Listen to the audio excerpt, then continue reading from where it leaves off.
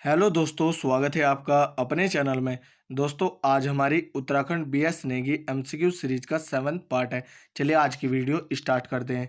पहला क्वेश्चन है, निम्न में से किरतपुर राज्य क्षेत्र में आते हैं उपर्युक्त सभी? हिमाचल प्रदेश, रोहिलखंड उत्तरी भाग व उत्तराखंड। लाखा मंडल से मिले खंडित शिलालेख किस वन से संबंधित है? छागलेस वन से। खंडित अभिलेखों में कितने राजाओं के नाम मिलते हैं? 7 राजाओं के। यदुवंश का संस्थापक कौन था? सेन वर्मन। यदुवंशी राजाओं की जानकारी किस लेख से मिलती है? राजकुमारी ईश्वरा के लेख लाखा मंडल से। राजकुमारी ईश्वरा के शिलालेख में कितने यदुवंशीय शासकों की जानकारी मिलती है? 12 शासकों की। निम्न में किस स्थान पर राजकुमारी ईश्वरा ने शिव मंदिर बनवाया था? लाखा मंडल, देहरादून में। किस स्थान का प्राचीन नाम मठ था? लाखा मंडल का। उत्तरी नाग वंश के शक्तिशाली शासक कौन थे? गणपति नाग। गोपेश्वर त्रिशूल लेख में किस लिपि का प्रयोग हुआ था? दक्षिणी ब्राह्मी लिपि का। गोपेश्वर के त्रिशूल लेख में कितने नाग राजाओं के नाम मिले हैं? 4 नाग राजाओं के।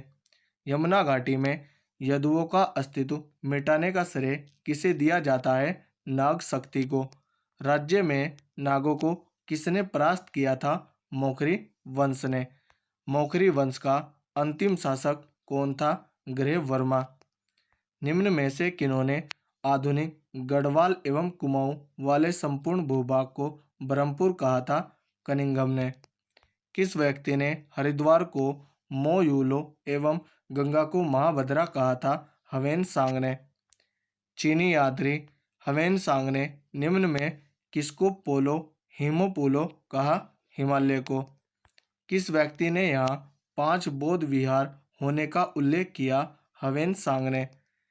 किन 3 राज्यों का वर्णन हवेन सांग के यात्रा वृत्तांत से मिलता है? उपर्युक्त सभी। शत्रुघ्न, गोविषाण व ब्रह्मपुर का। हर्ष के पश्चात हिमालय क्षेत्र किन राज्यों में टूटा था? उपर्युक्त सभी। ब्रह्मपुर, शत्रुघ्न व गोविषाण में। निम्न में कौन सा राज्य पौरवों के अधीन था? ब्रह्मपुर। पौरव वंश के संस्थापक कौन थे? विष्णु वर्मन। तालेश्वर ताम्रपत्र की खोज कब हुई थी? 1915 ईस्वी में। किस वंश के शासक राज्य को पर्वताकार कहते थे? पौरव वंश के। पौरव वंश के ताम्रपत्र में कितने शासकों का उल्लेख मिलता है? 5 शासकों का।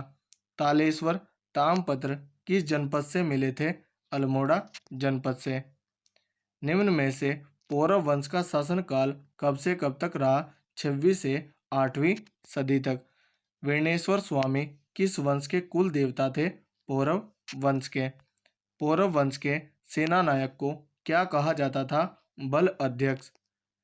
किस वंश के शासकों का निवास स्थल कोट था? पौरव वंश के। पौरव शासन के समय भाग निम्न में से क्या कहलाता था? भूमि कर। भूकर वसूलने वाले अधिकारी को क्या कहा जाता था? भागिक। पौरव प्रशासन के समय भूमि मापन हेतु किन विधियों का प्रयोग होता था? उपर्युक्त सभी। द्रोणवापम, खारीवापम व कुल्यावापम विधि का। निम्न में केदार और सारथी भूमि। निम्न में केदार भूमि है सिंचित भूमि।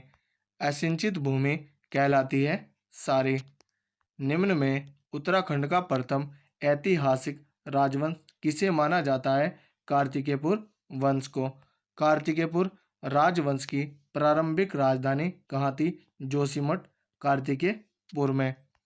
निम्न में किस व्यक्ति ने कार्तिकेयपुर राजाओं के लिए कत्यूरी शब्द का प्रयोग किया? एटकिंसन ने। कुटिला लिपि का संबंध किस वंश से है? कार्तिकेयपुर से।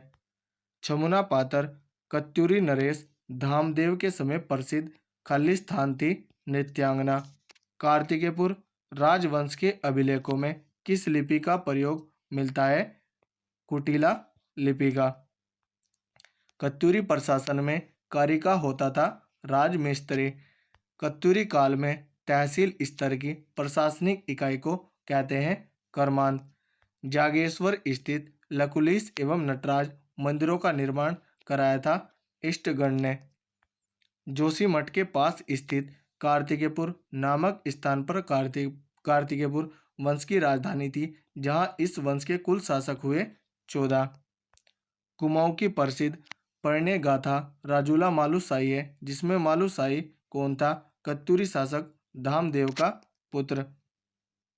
सिरमौर शासक देवपाल की जानकारी मुस्लिम ग्रंथ में मिलती है तबकात नासिरी में। किस वंश के लिए कुमाऊं में आज एक कहावत प्रचलित है? खालिस्तान इस वंश के अवसान पर सूर्य अस्त हो गया और रात्रि हो गई कार्तिकेयपुर वंश के। तो दोस्तों, यदि हमारी वीडियो अगर आपको अच्छी लगी हो तो कमेंट करके ज़रूर बताएं। धन्यवाद।